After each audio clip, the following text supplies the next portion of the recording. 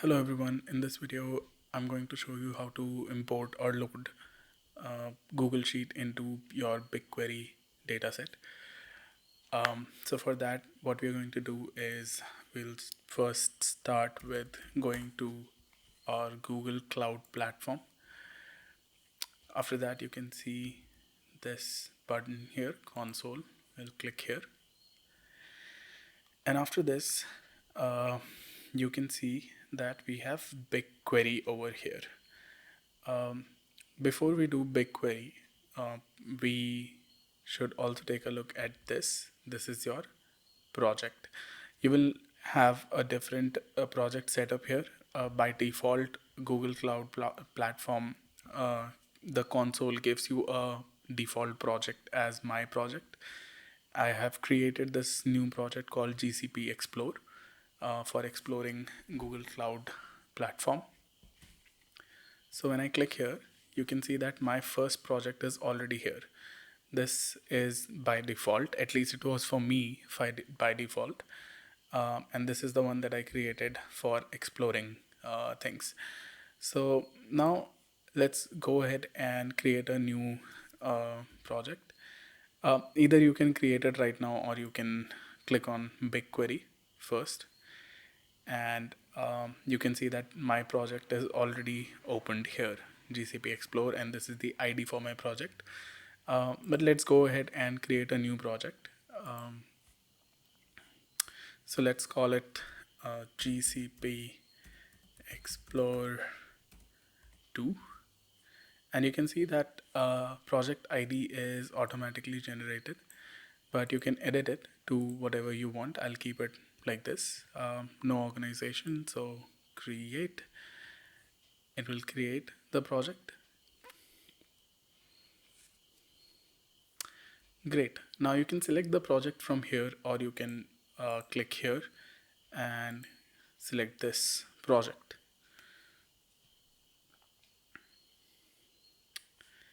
Now it will sometimes it will ask you to enable BigQuery API. You can enable this.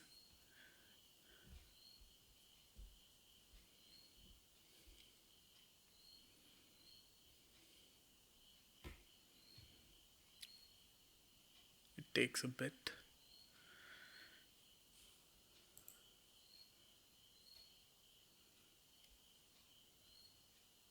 Okay, great. Now that this is done, you can see that GCP Explore 2 is open here, and this is the ID is basically for this one. The ID was the same as the name. So we have this here. Once you click here, you'll see a bunch of things. But we are not going into all of them right now. What we are going to do is click on this add. So you can see this add over here. You can click on this and you will see this side panel open. On here, on this, you can click Google Drive. Click on Google Drive. You know that you want to use the drive, so you can select other stuff as well. You can also upload a CSV file or an XLS or XLSX file. I'm gonna do select Google Drive, and now this says URI. So what it's asking for is basically the URI for your sheet that you are going to use. So this is the sheet that I'm going to use, the weather report dummy data that I have, and I'll paste it over here. The file format is Google Sheets, and the sheet range is basically, if you have seen any if you have used Google Sheets, you know that how sheet ranges work. Like for example, if you do import range, then you know that this is what your sheet range is. So basically this is the URL from where you want to import the range, and this is your sheet name, and this is your range. Basically this is the same thing that we have to do there. So now let me just delete this. So now if I want this whole sheet, if we had multiple sheets over here, let's say file 2, but I only want the data from file, this particular sheet. I do not want this sheet, I want only this sheet. Then what I can do is just write down the sheet name or the tab name, this one. And you can see that it also tells you the same thing over here. Optionally indicate which sheet and cell range in the Google Sheets spreadsheet to create a table from. You can specify a sheet title. So we have written a sheet title right now. So if we go ahead with this, it will import the whole sheet, or we can specify specific range, specify the range, but we're not going to do this. So far we have done selected drive, inserted or pasted our URI for our Google Sheet. We have selected a Google Sheet as format, and sheet range we have just given the name of the tab because we want the whole sheet to be imported. Now destination is this project. You can change the project from here, but because we are in this project and this is where I want this, so I'll just use this. And this is a data set. I can name this data set. So let's call this data set weather data set. So this is done. In this weather data set, I have a new table. So because I can add multiple tables in this data set, right? So in this data set, I'm adding this table right now, right? So I'll just call it weather table 1. And this is an external table. I want the schema to be detected automatically. Schema is basically what columns do you have, or what fields do you have, and what is the type of those fields. So basically this is the name of this field. If we use this first row as the name of the field, then this first column's field is date and time, and the type of this is date time, right?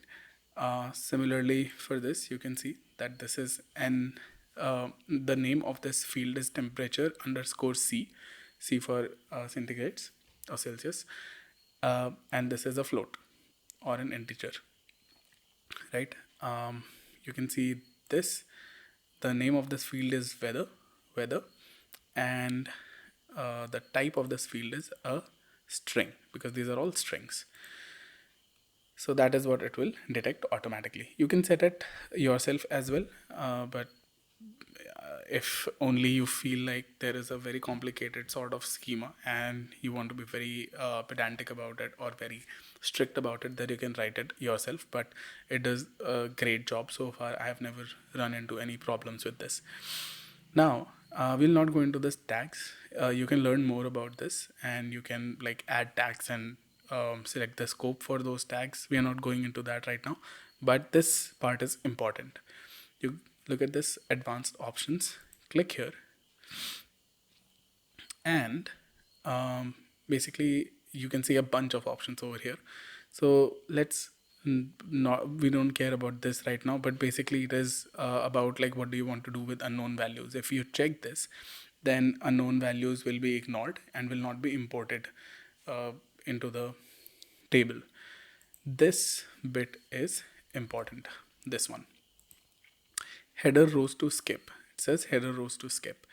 So we want the first row to be skipped because that is the row that contains the names of the fields or names of the columns, right? So that is why we will write 1. If you will write 0, then you will basically not get these as names, and you will just get string field 1, string field 2, string field 3, string field 4. And we don't want that. We want these to be names of our table fields. So that's why we wrote down 1 over here. Everything else ignore right now. We don't care about all of this right now. We create a table. So you can see that it says failed to create a table, not found, dataset GCP Explorer. Now that is happening because you can see that we wrote the name of the table, but this dataset does not exist. Right, sorry, let me do this. But this dataset does not exist. So for this reason, we have to first create a new dataset, and we have to name the dataset something. And this is where I will name it weather data set. Now the region is multi-region. You don't have to worry about this, at least not at this stage. You can enable table expiration. When do you want to want the table to be deleted automatically? Advanced options again. Um, all of these things that we had just talked about there. But let's just create this data set. So now we have created a data set, weather data set, and now this will work. Create table. And you can see that this works. Now let me just refresh this.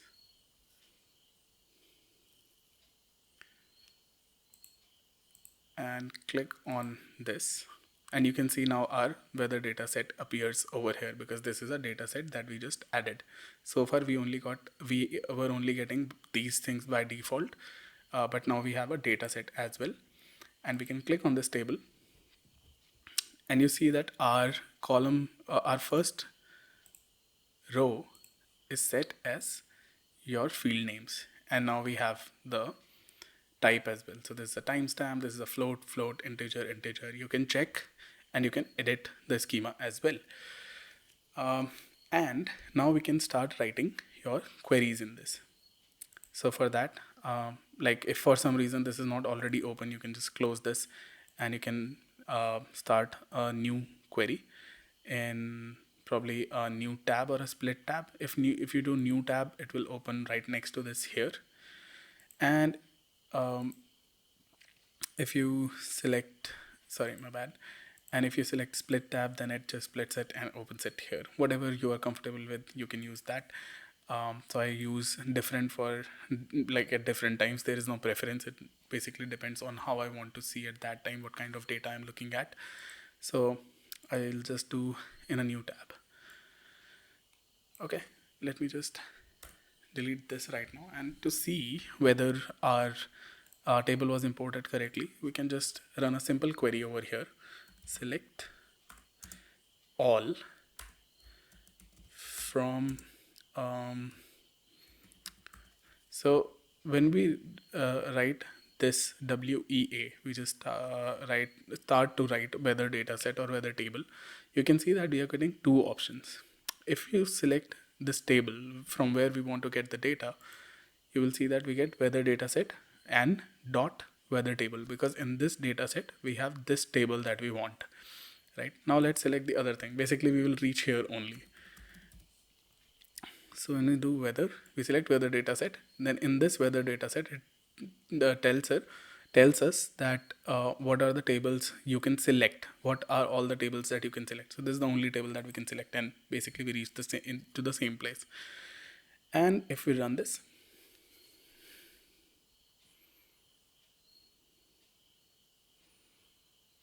you have our results, and you can see that this is basically this same thing. So our data import has worked correctly. Perfect. And now you can run any sort of query on this that we want to select. Basically, let's say temperature column, and we want to select weather column from this, and we want to say that where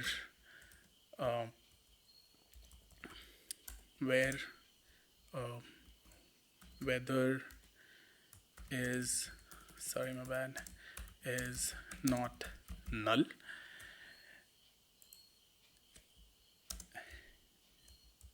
and weather is equal to, and you can say I only want where the weather is fog, and you can run this.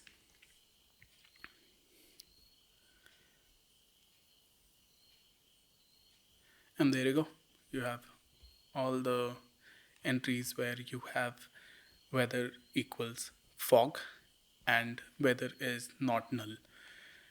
Yeah, so this is how you load the Google Sheet in here. Just another thing that I should tell you is that let's say if you add more entries at the end of this sheet, right? Let's say you add another entry, it is tied to a form, and you add another entry, or you submit the form once more, then you'll have one more row over here, one more row over here on the second submission, and so on and so forth. So you can come here and refresh the data as well, and it will refresh it for you, and you will always have the refreshed data. Now this is all the free version. Of course it has some limitations, and you can read about it uh, on here. So it says, you can see this thing, right? Set up billing to upgrade to full BigQuery experience. And of course full BigQuery is quite powerful. Free version is also very powerful, really great for data exploration, and just going through your sheet and then connecting this table. You can connect this table directly to your Looker Data Studio, and let's say you create 5 to 6 tables depending on like different types of data that you save there from this um, uh, table. So you can see that we have weather table, and you can save this query and save this results into a new table, and uh, basically you can connect that table to your BigQuery Looker Data Studio, and you will be able to create visualizations out of that. And it's much faster than Google Sheets to Data Studio connection. But we'll go over all of this probably later if I get to make more videos. And yeah, I would really want to explore all of this and also like share with you. But anyway, one thing that I'm going to do later is that we are going to learn the whole SQL. I'm going to start a whole SQL series, and we will use this panel or this BigQuery in this project to learn basic SQL queries. So yeah, look forward to that. I'm also looking forward to that. Hopefully I'll get to make more videos. It's really difficult to find time. Um, anyway, I hope this was useful. Please take care of yourselves, and yeah, I'll see you in the next one. Peace.